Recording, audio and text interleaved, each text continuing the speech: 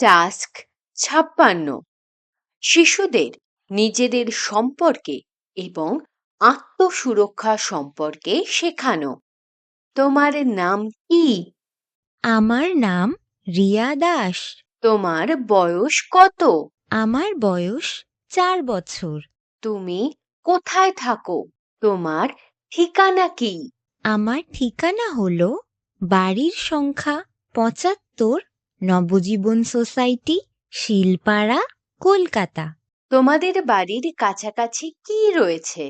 তোমার বাড়ির কাছাকাছি কোনো চিহ্ন বা ল্যান্ডমার্ক বলো। আমার বাড়ির কাছাকাছি ডায়মন্ড পার্ক এবং এবিসি ব্যাংক রয়েছে। তোমার কি কোনো ভাই বা বোন আছে?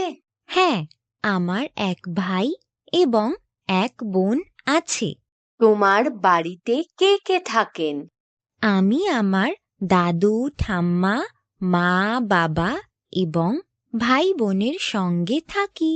তোমার প্রিয় রং কি? আমার প্রিয় রং লাল। তোমার জন্মদিন কবে? আমার জন্মদিন ৫ই মার্চ। তুমি কি খেতে ভালোবাসো? আমি ভাত, ডাল এবং মাছ খেতে ভালোবাসি। তোমার নাম লেখার নিয়ম শিখি।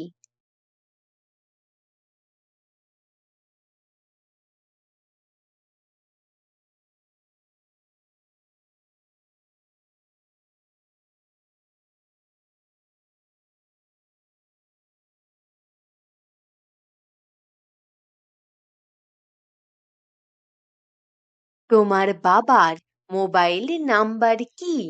৯৮১৯৭৫৬৯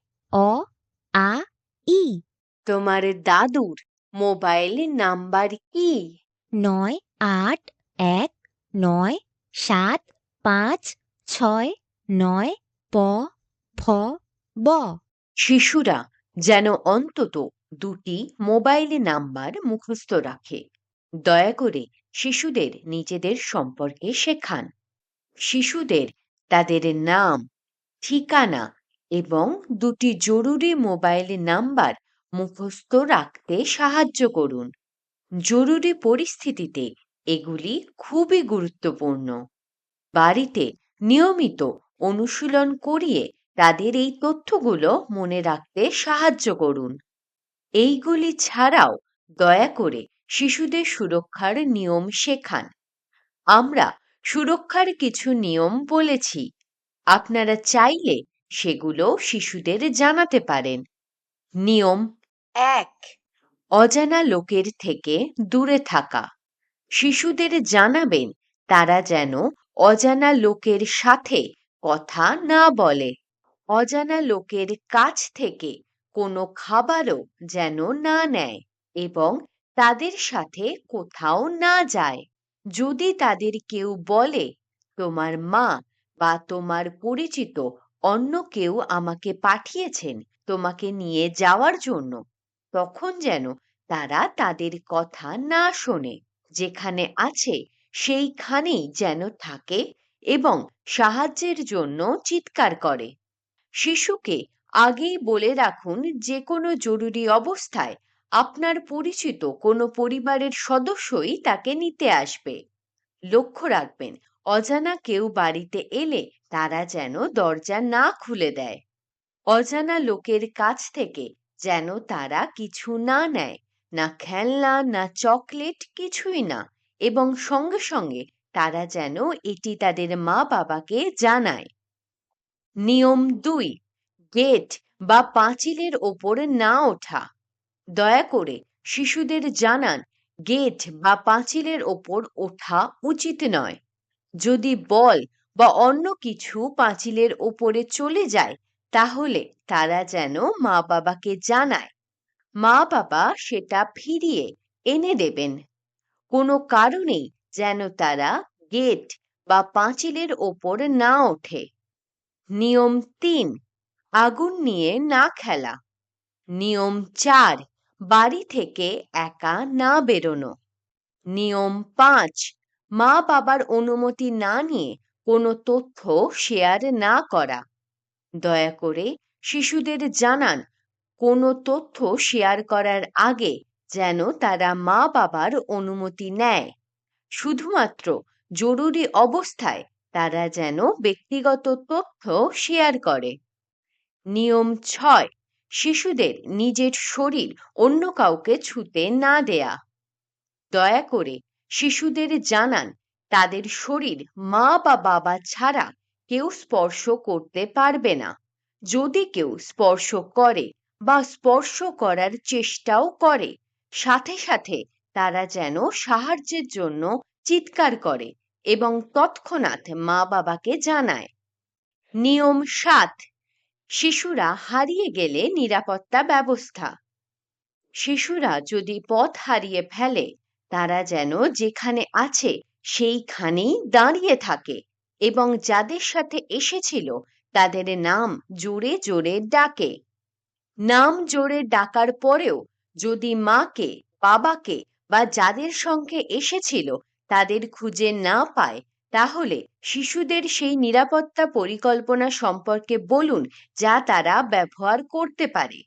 যেমন, শিশুদের তাদের নিজের গ্রামের নিরাপদ স্থানগুলি সম্পর্কে শেখান, যেখানে তারা যেতে পারে যদি তারা ভীত বা হারিয়ে যায়। যেমন একজন বিশ্বস্ত প্রতিবেশীর বাড়ি বা একজন পুলিশের কাছে বা কোনো দোকানে বা মন্দিরে। দয়া করে শিশুদের আগে থেকেই জানান যে এমন পরিস্থিতি হলে তাদের কি করা উচিত। মা বাবার শিশুদের সাথে সব জায়গায় থাকা উচিত। আমরা শিশুদের গুগল ম্যাপস এবং হোয়াটসঅ্যাপে কন্ট্যাক্ট কিভাবে অ্যাড করতে হয় এবং তাদের লোকেশন কিভাবে পাঠাতে হয় তা শেখানোর পরামর্শ দিই। নিয়ম 8, অস্বস্তিকর জিনিস না করা। যদি শিশুদের কিছু করতে অস্বস্তি হয়, তবে তা যেন তারা না করে। শিশুদের অনেক কিছু করতে বলা হতে পারে, কিন্তু যদি তারা কোনো কিছু করতে স্বাভাবিক না বোধ করে, তবে তাদের তা করা উচিত নয়। যদি কোনো বিষয় শিশুদের অস্বস্তি লাগে, তবে যত বন্ধুই সেটা করুক না কেন, তাদের সেই কাজ করা উচিত নয়। নিয়ম 9, বড় জলাশয় থেকে দূরে থাকা। শিশুদের প্রাপ্তবয়স্কের সাথে ছাড়া জলের কাছে যাওয়া উচিত নয়।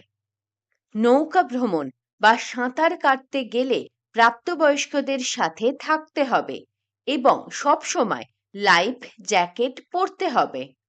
নিয়ম 10, নিয়ম মেনে ইন্টারনেট ব্যবহার করা। লক্ষ্য রাখবেন, শিশুরা ইন্টারনেটে যেন কারোর সঙ্গে কথা না বলে বা মোবাইলে তাদের কোনো ব্যক্তিগত তথ্য শেয়ার না করে।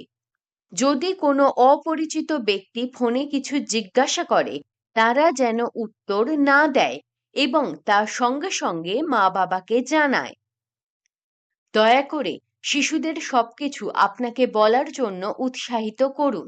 যদি তাদের মনের অবস্থা ভালো না থাকে বা তারা নিরাপদ বোধ না করে, দয়া করে তাদের সামনে এসে তাদের সঙ্গে কথা বলুন এবং তাদের অবস্থা জানার চেষ্টা করুন। শিশুরা যেন সবসময় খুশি এবং নিরাপদ থাকে। আমাদের সঙ্গে শেখার জন্য ধন্যবাদ। আপনার দিনটি ভালো কাটুক।